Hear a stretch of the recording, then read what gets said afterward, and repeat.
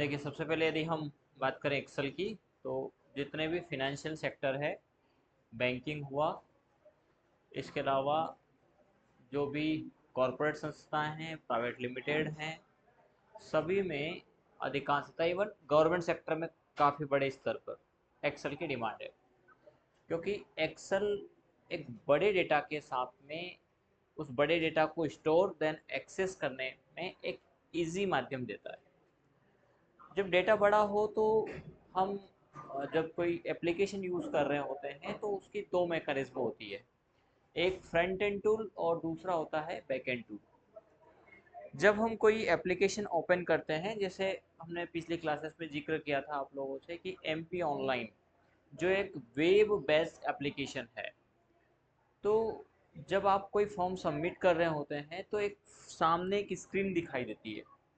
उस स्क्रीन में कई फील्ड आपसे पूछता है, जैसे आपका नाम, आपका सरनेम, आपकी डेट ऑफ बर्थ, एक्स्ट्रा। जब आप उन सभी फील्ड को भर देते हैं और देन सबमिट करते हैं, तो वहाँ पर फ्रंट एंड टूल का काम खत्म हो जाता है। यानी हमसे जो डेटा रिक्वायर था वो एक्सेसिंग या यूँ कहते हैं कि हमसे लेने का काम जिसने किया वो फ्रंट एंड टूल ने किया। उसमें कई ऑब्जेक्ट टूल्स हैं, जैसे एक बॉक्स आया जिसको हम टेक्स्ट बॉक्स कहते हैं। कुछ मामले में पॉपअप मेन्यू भी आता है, क्लिक किया उसमें दो ऑप्शन आपसे मांगा गया कि जैसे डिस्ट्रिक्ट की लिस्ट आती है तो एक पॉपअप खुलता है, सारे डिस्ट्रिक्ट उसमें आ जाते हैं, उसमें से आप अपना एक डिस्ट्रिक्ट सेलेक्ट करेंगे, तो उसको हम कॉम्बो बॉक्स या पॉपअप बॉक्स में मेल बोलते हैं। एक रेडियो बटन होता है जिसमें ऑप्शन पूछा जाता है मेल फीमेल, तो दो में से एक ऑप्शन ही हम सिलेक्ट करते हैं।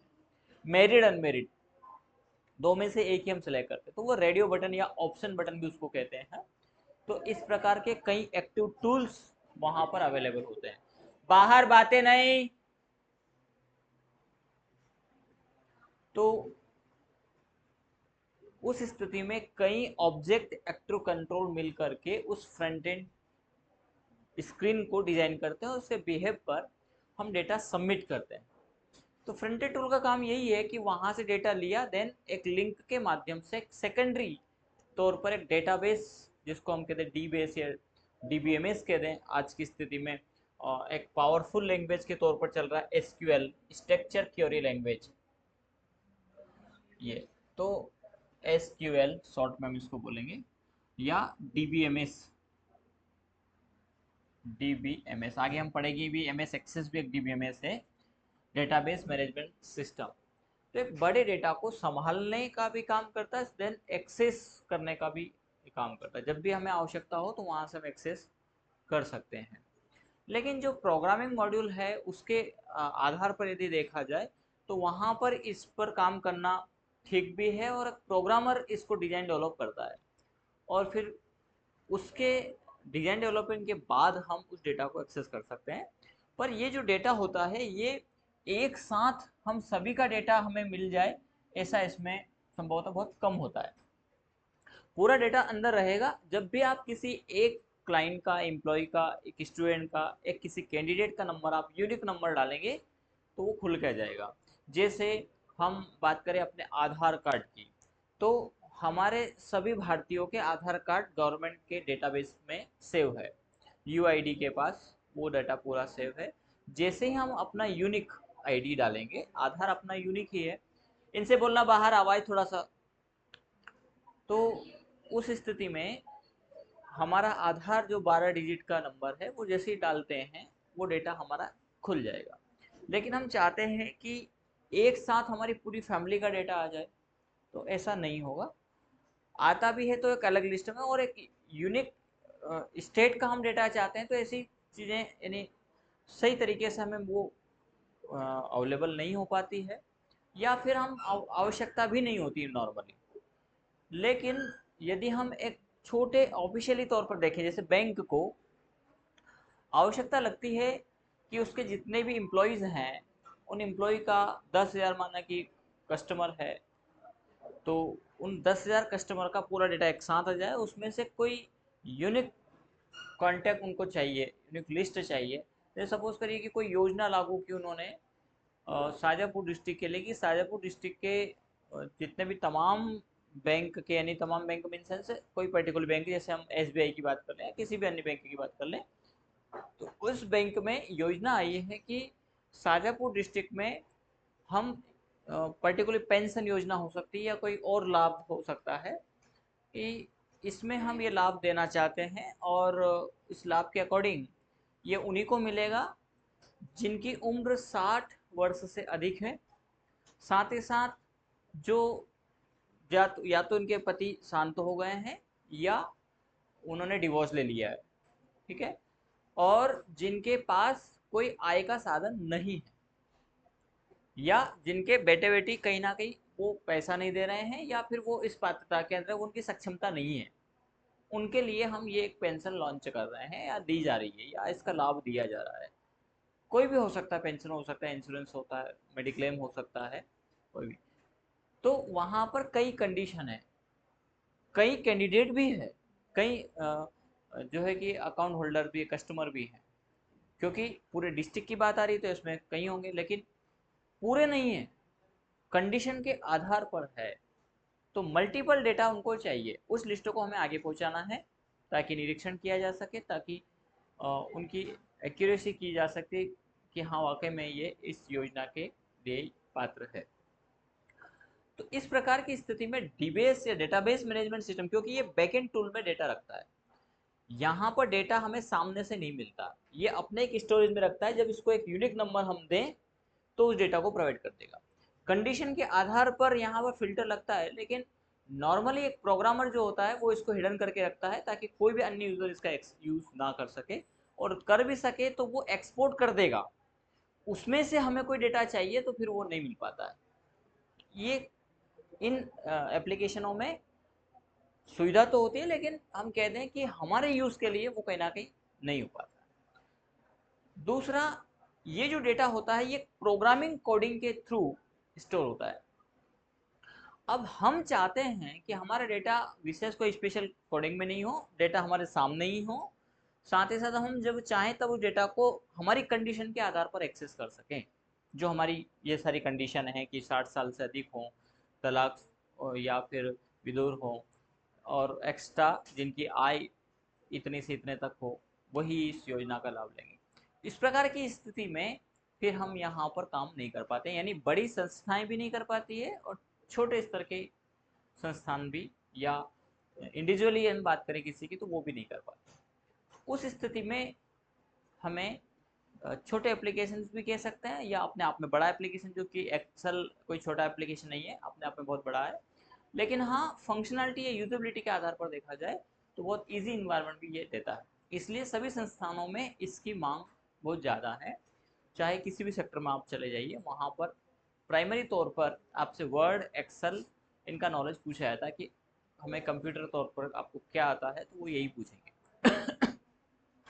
तो इन एप्लीकेशनों को हम प्राइमरी एप्लीकेशन भी कहते हैं, लेकिन चूंकि अभी एक्सेल के साथ में एक शब्द यूज़ किया जा रहा है एडवांस एक्सेल, तो एडवांस एक्सेल कोई अलग नहीं है, एक्सेल एक्सेल ही है। लेकिन जैसे पिछली क्लास में हमने थोड़ा सा जिक्र किया था कि जैसे पुराना वर्जन हमारा 2007 है, 2003 है, 7 में तो काफ़ी फंक्शन आ गए, लेकिन 3 है तो उसमें सिलेक्टेड फार्मूलेस थे जिनका यूज़ करके आपको काम करना है। यदि आप मल्टीपल सीट के साथ काम करना चाहते हैं तो नहीं कर सकते थे, एक सीट पर जो भी डेटा आपको मिलता है उस पर ही आप काम कर सकते थे। जैसे 2003 की हम बात करें तो 2003 के अंतर्गत रो और कॉलम हुआ करती, रो कॉलम क्या है वो भी हमें थोड़ा सा जिक्र करके वहीं से चलते हैं हम।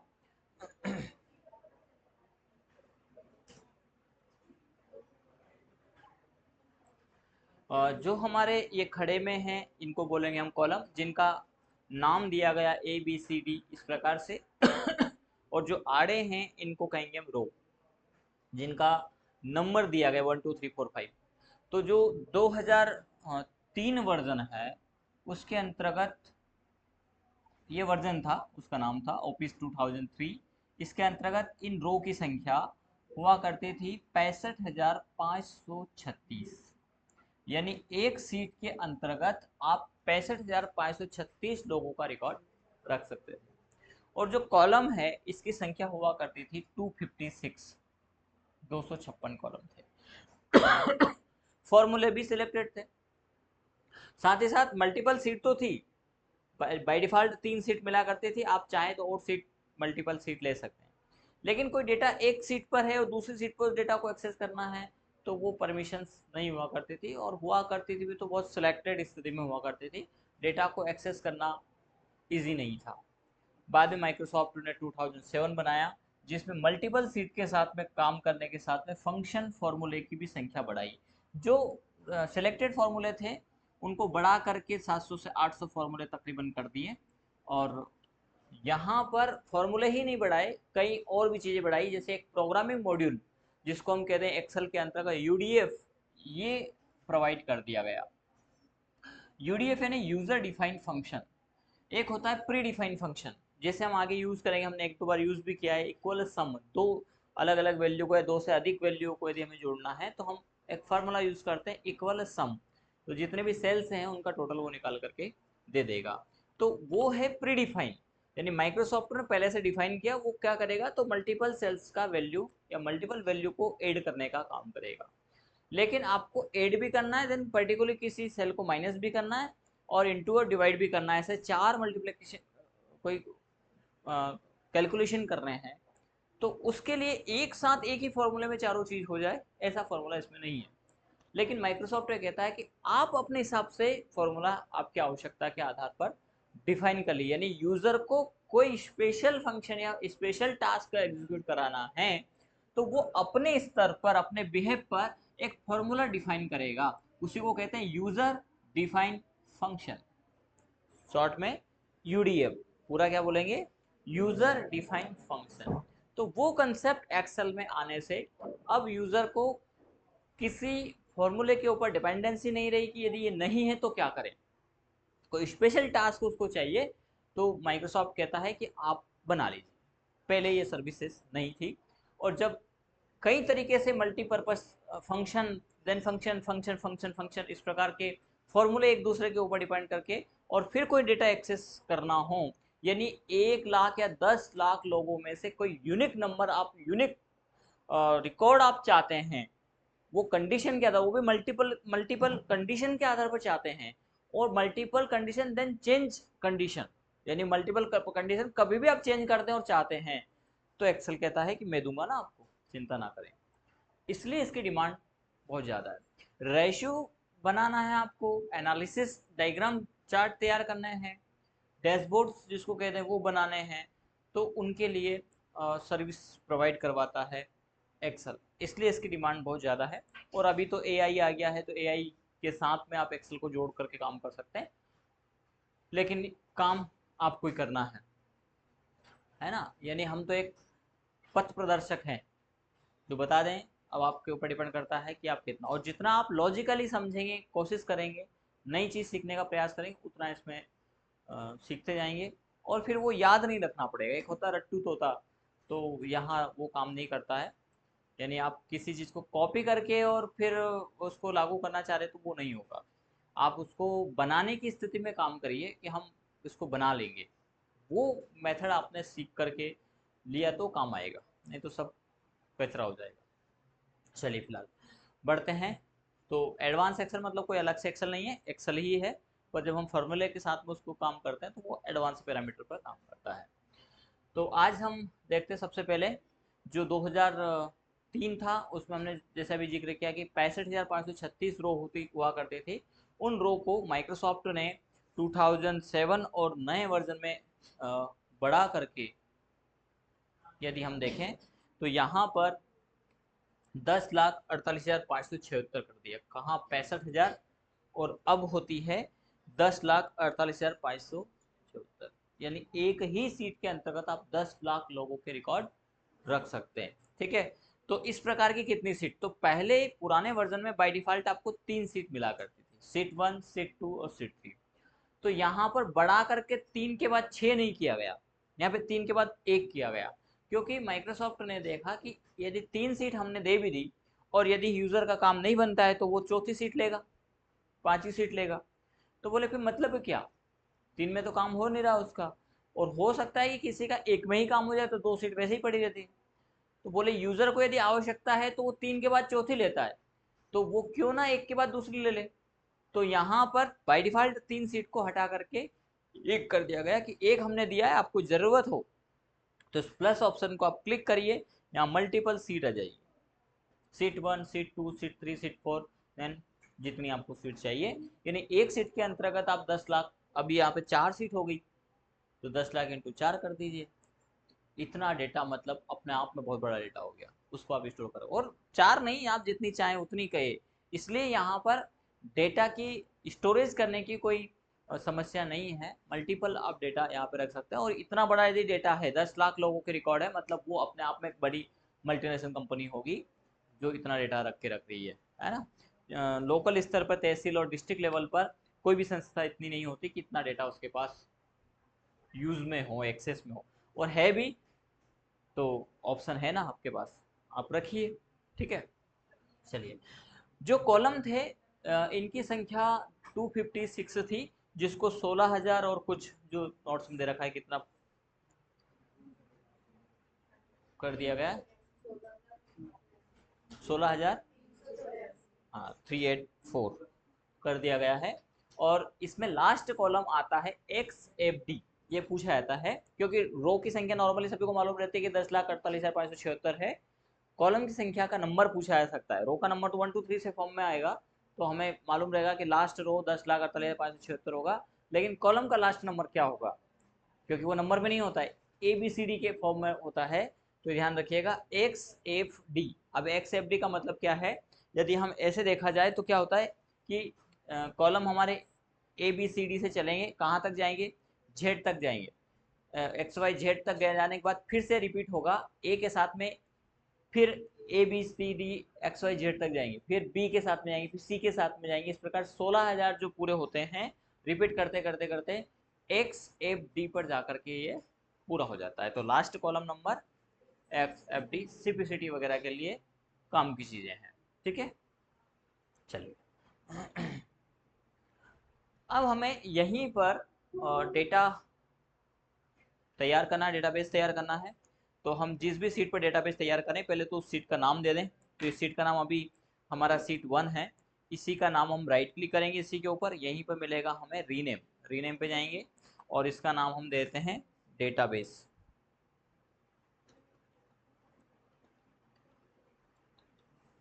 ये हमने सीट का नाम दे दिया, यहाँ पर हम अपना डेटा स्टोर करेंगे।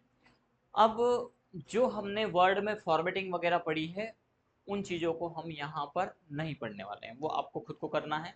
जैसे कलर, स्टाइल, है ना, बोल्डनेस, ये सब हम वर्ड में पढ़ के आए, तो यहाँ पर हमें उसको समझने की आवश्यकता कतई नहीं है, पर इनका इस्तेमाल अवश्य करना है। जैसे पूरी सीट का हमें कलर करना है, तो आप पूरी सीट को यहाँ पर देखिए, यदि इस कॉलम को सिलेक्ट करना है, और कुछ चीज़ें ध्यान रखिएगा, खुद से भी सीखने का प्रयास करिएगा। कुछ ऐसी चीज़ें होती है जो बेसिक होती है, बताने की ज़रूरत नहीं होती, फिर भी हमें स्टूडेंट को बताना पड़ता है, तो फिर वो गलत हो जाता है कहीं ना कहीं। गलत ऐसे हो जाता है कि जैसे हम रास्ते रास्ते चल रहे हैं और रास्ते रास्ते हमें को बताना पड़े, देखने भाई कीचड़ आया है, अरे भैया कीचड़ आया है तो एक तरफ से उठाओ, पैर उठा करके चलो, है ना, उसको छोड़ के नहीं, ऐसा नहीं करें कि हम तो कूद के जाएंगे, बोला तो गई नहीं, हम कीचड़ में चले जाएंगे। तो ऐसा नहीं होना चाहिए, कोशिश ये करें कि बेसिक चीज़ें आप खुद थोड़ा उसको समझ करके चलें। फिलहाल कैसी बेसिक चीज़ें, जैसे आपने कोई यहाँ पर नंबर डाले, ठीक है, तो अभी तो इसको ले लिया है, ये नंबर डालते हैं, बोले ये सर ऐसा क्यों दिखाई दे रहा है ना, या ये आ नहीं रहा है इसमें, तो हम इसको डबल क्लिक करके और एडजस्ट कर सकते हैं यहाँ पर, है ना, या इसकी साइज बढ़ा सकते हैं। कभी कभी ऐसा हो जाता है, अभी जैसे नहीं आ रहा है, इसका एक दूसरा भी कारण है, पर यहाँ पे जैसे इसमें नाम नहीं आ रहा है, ऐसा भी कई बार होता है, जैसे नाम टाइप किया हमने, अब यहाँ पर कुछ डेटा छिप जाएगा, जैसे यहाँ पर भी नाम आपने दिया तो ये इसमें छिप गया, बोले अब क्या करें। तो बेसिक चीज़ है कि हमें कॉलम का साइज बढ़ा लेना है, ठीक है, या इस पर डबल क्लिक करेंगे तो ये ऑटो सेट हो जाएगा। ये कॉमन चीज़ें हैं जिसको आप खुद ही सीख लेना चाहिए। ठीक है, बोले बताया नहीं तो फिर कैसे सीख लें, जब एक्सेल आप बार बार यूज़ करेंगे तो ऐसे बहुत सारी चीज़ें, एक छोटा सा एग्जाम्पल मैंने दिया है। ठीक है सुमित, हाँ, तो मामला आपको रफा दफा करके चलना है ना, हर समय में द्रोणाचार्य आपके साथ नहीं होंगे। युद्ध के मैदान में बोले कहीं गुरुजी लगाऊं तीर, सामने आ रही हो तीर, है ना, तो कब तक हम बताएंगे।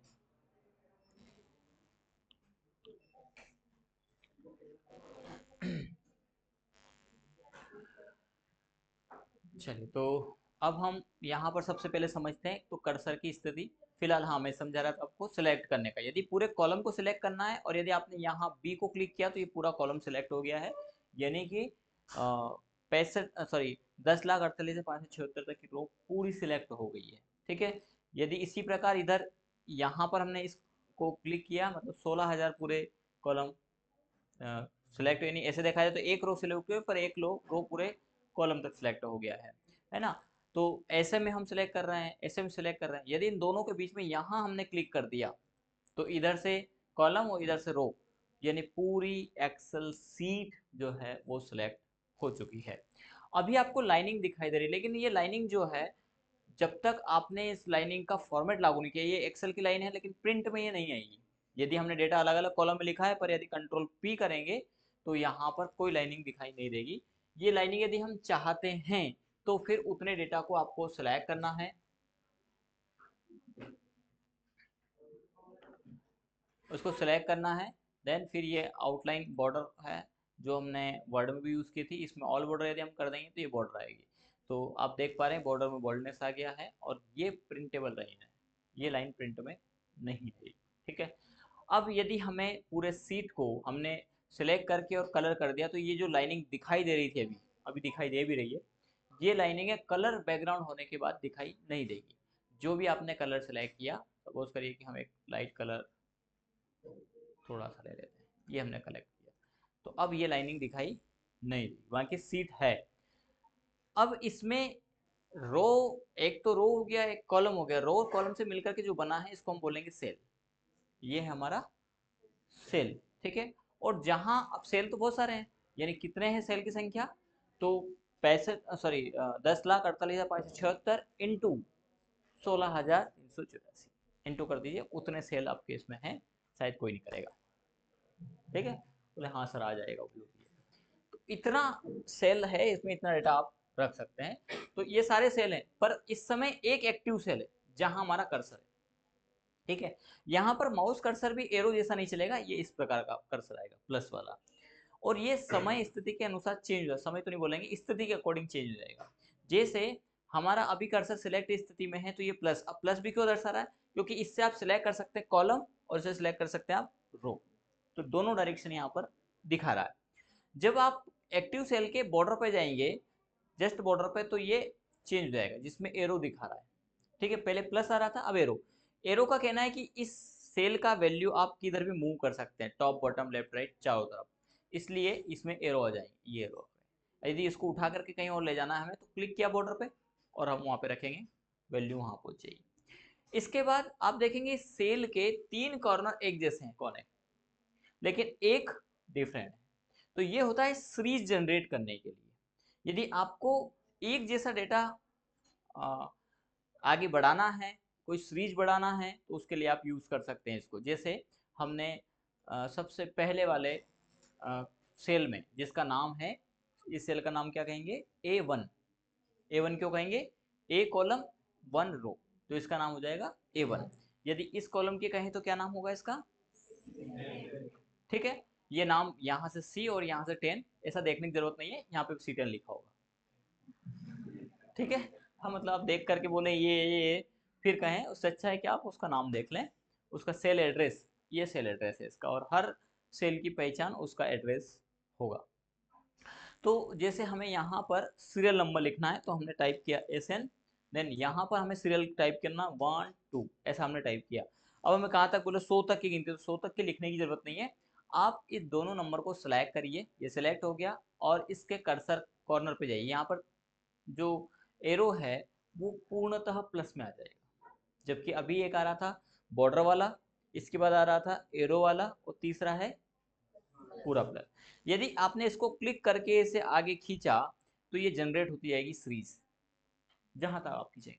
आपने 10 लाख तक खींचा तो पूरे रो जो है कि नंबरिंग ऑटोमेटिक आ जाएगी। ठीक है, इसमें आपको स्पेशल फॉर्मेट देना चाहते हैं, जैसे हमने एस ए शुभम एकेडमी ऐसा लगा करके, डैश लगा करके ऐसा टाइप कर दिया। एक और चीज समझिएगा, जब भी नंबर हो तो हमेशा राइट साइड आएंगे, जबकि कैरेक्टर बाय डिफॉल्ट लेफ्ट हो जाएगा। तो राइट साइड ही क्यों आते हैं नंबर, क्योंकि कैलकुलेशन नंबर का हम राइट साइड से करते हैं इसलिए, ठीक है। बाकी कैरेक्टर वैल्यू हम हमेशा इधर से पढ़ते हैं, तो वो ऑटो एडजस्ट करता है।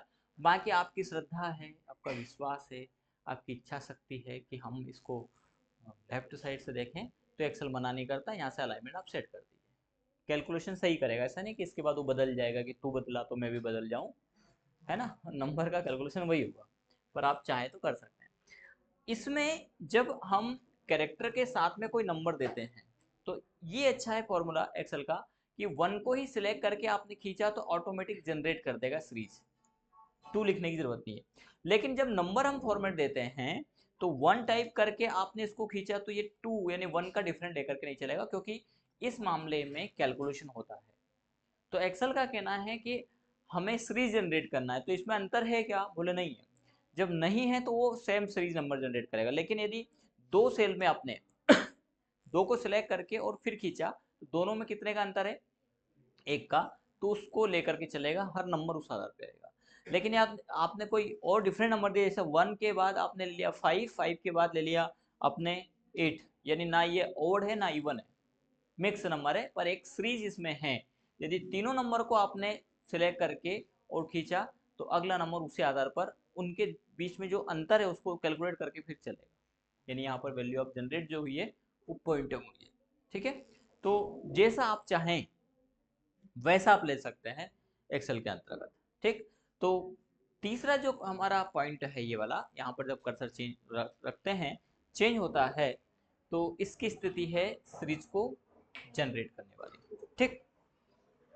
यहाँ पर एक और भी होता है कि आपने कोई नाम या कोई डेटा सिमिलर तरीके से लिया, एक जैसा कोई डेटा है, तो वो करिए कि यहाँ हमारा ऐसा समझ लेते हैं, जैसे ये सीरीज बनानी है और ये सीरीज बनानी है हमें दो सेल के आधार पर, जैसे इस सेल में हमने लिखा है ए से, ठीक है, या फिर स्टूडेंट के नाम से भी हो सकता है या सेशन से भी हो सकता है। जैसे एक स्टूडेंट 2024 का है और एक स्टूडेंट 2023 का है, एक 2021 का है, एक 2022 का है, एक 2024 का है, एक सीरीज कोई भी हो सकती है। फिलहाल के लिए हम इसको कॉपी पेस्ट कर रहे हैं, कॉपी करने के लिए सिलेक्ट करेंगे, कंट्रोल से कॉपी करेंगे, और पेस्ट करने के लिए कंट्रोल पेस्ट, कॉपी हमने कुछ एंटर कर दिया इसमें, यहाँ पर आकर के हमने कंट्रोल से पेस्ट कर दिया।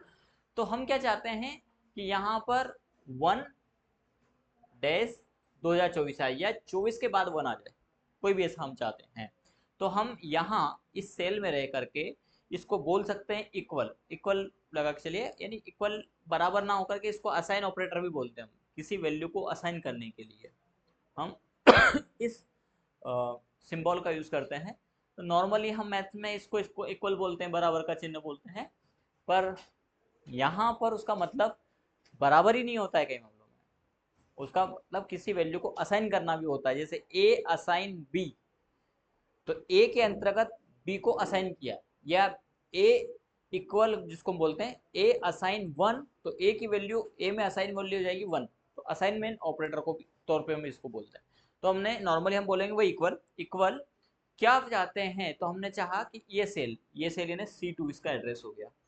एंड ऑपरेटर का हमने इस्तेमाल किया शिफ्ट के साथ में, देन एक और वैल्यू हमें चाहिए 1, यानी दो सेल का एड्रेस हमने यहाँ पर दिया, देन एंटर किया, तो दोनों को मिला करके इसने 2024 और 1 कर दिया। पर इसके बीच में एक स्पेशल सिंबल भी हम चाहते हैं कि इसमें स्पेस आए या डैश आए, ऐसा हम कुछ चाहते हैं। तो फिर से हम इस पर डबल क्लिक करेंगे और इस एंड ऑपरेटर के बाद डबल इन्वर्टेड क्वोटेशन चिन्ह के अंतर्गत हम वो सिंबल दे देंगे, जैसे डैश हमने दे दिया देन फिर हम करेंगे एंड ऑपरेटर का यूज, तो ये इस प्रकार से हमें बना करके दे देगा। अब हम सभी में ऐसा चाहते हैं तो यहाँ पर इस्तेमाल करते हैं कंट्रोल ई, नहीं लिया उसने,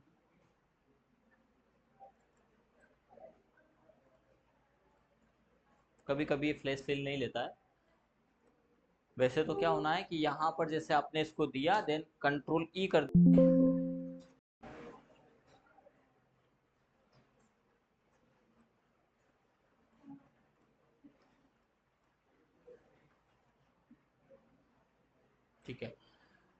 कंट्रोल ई फ्लैश फिल के लिए होता है, सिमिलर डेटा को लेने के लिए। अभी नहीं चल रहा, उसका कारण एक वैल्यू सीरीज हेडर नहीं होना है, उसको आगे समझा दूंगा मैं आपको।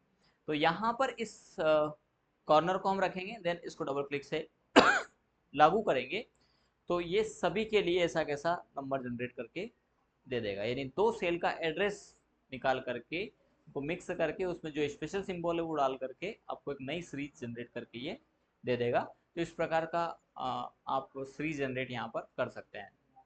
फिलहाल के लिए हमने यहाँ जो लिया है वो लिया है ए से -1 और इसी को हम जब डबल क्लिक करेंगे तो ये सभी का निकाल के दे। अब अच्छा, इसकी भी डबल क्लिक की स्थिति है कि जैसे आपने यहाँ दिया तो हो सकता है कि ये S1 और आपने यहाँ पर डबल क्लिक किया तो ये आगे के लिए और नहीं बढ़े, ये अब डबल क्लिक से नहीं बढ़ रहा है। जबकि हमने यहाँ दिया, यहाँ पर कर्सर है और यहाँ पर डबल क्लिक किया तो ये आगे बढ़ गया, लेकिन आगे भी कहाँ तक बढ़ा, जहाँ तक हमारा वैल्यू था। यानी एक्सेल एक्टिव सेल को समझता है नियरेस्ट, यानी इस सेल में यदि हम कोई नंबर दे करके डबल क्लिक करेंगे तो वो यहाँ तक निकल के आ जाएगा। वो ये समझ जाएगा कि यूजर ने इसके पहले यहाँ निकाला है, यानी यूजर डबल क्लिक से बताना चाह रहा है कि यहाँ तक जहाँ यूजर ने पहले लिया वहां तक की वैल्यू निकाल दे। लेकिन जब इसमें गैप हो गया तो फिर यहाँ डबल क्लिक काम नहीं करेगा।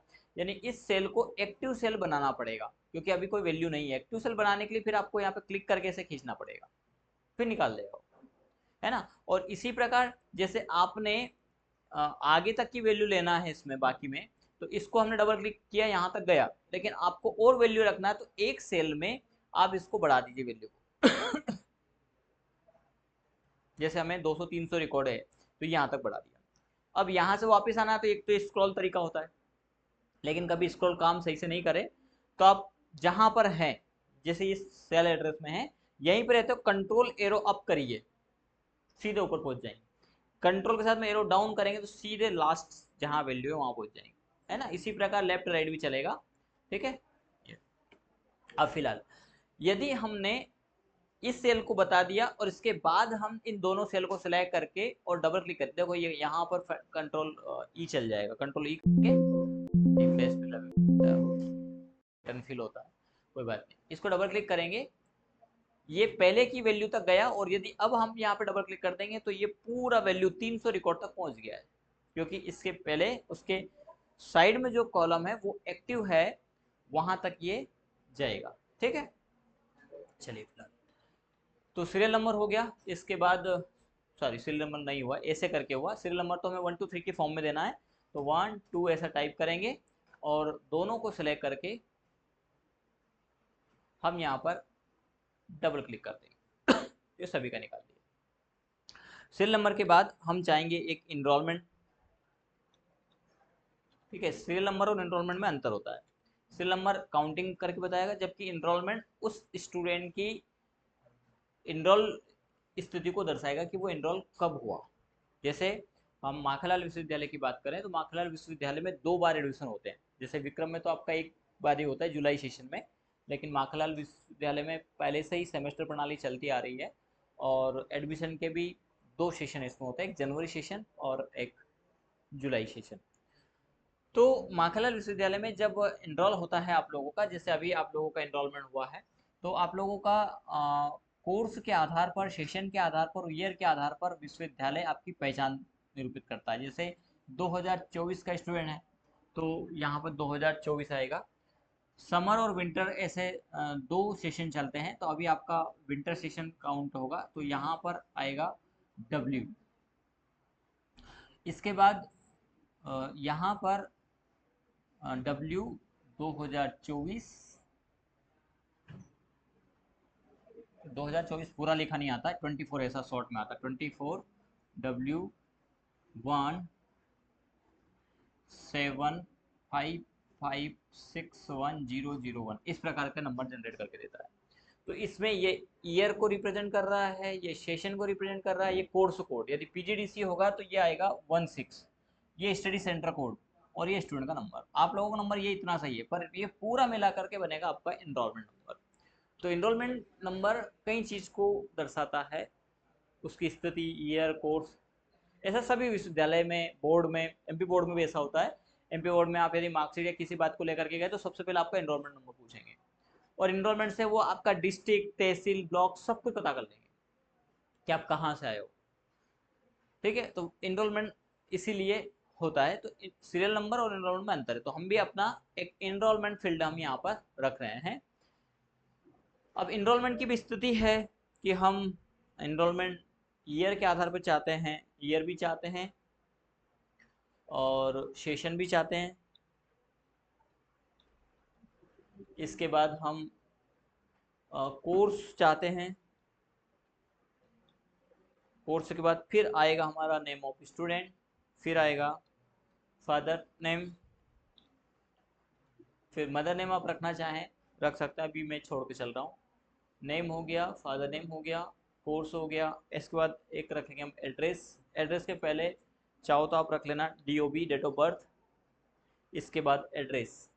ठीक है, ये फील्ड हमने रखी। इसके बाद हम यहाँ पर एक फील्ड रख सकते हैं कोर्स, कोर्स फी।